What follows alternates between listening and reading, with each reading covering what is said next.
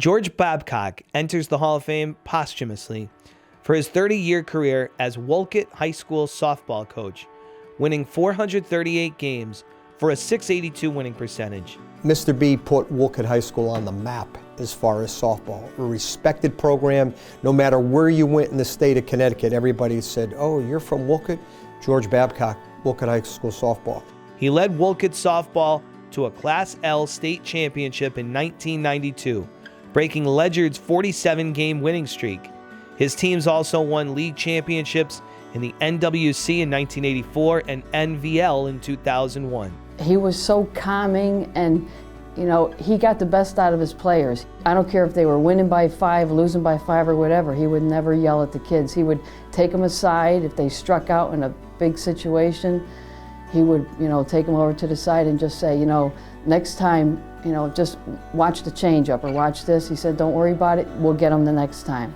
And I think the kids really respected him for that because he never embarrassed them. He never embarrassed the referee either. Coach Babcock cared deeply about providing opportunity for generations of girls to thrive through the sport of softball, helping build feeder programs in town and always keeping the big picture of education through sports at the forefront of his coaching.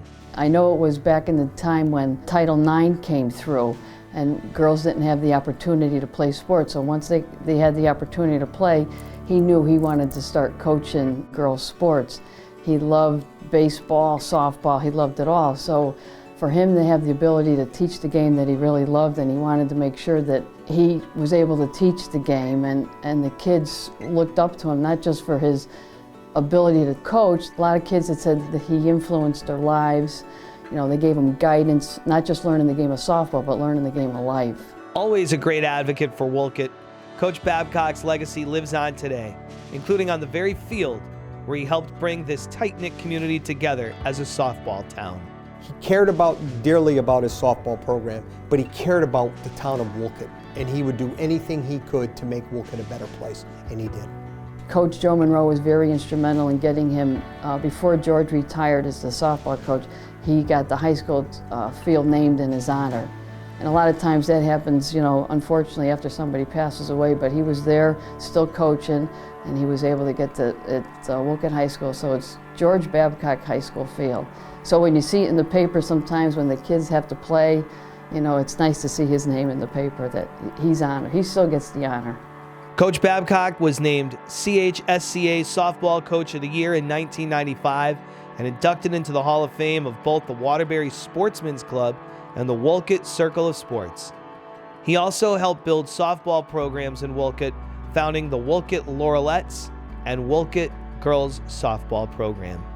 I think they had great staffing. I mean, they had a great athletic director. When he first was there, it was Jimmy Scully, then Coach Joe Monroe. I mean, he really made it. They were for the kids. They wanted to make sure that the kids at that school, the kids that wanted to play, in athletics, everything was there for them. They had everything at their fingertips. They hired the best coaches. The Board of Ed, the school itself, they made sure they had the budget, the monies for the kids and the parents. Everybody was included. Like I said, Wolcott is a nice small town and everybody's involved. For me to go and see the support he had with, other schools, other parents, and they'd come to see me, they'd see me and say, Dee, thank you for sharing your husband with us.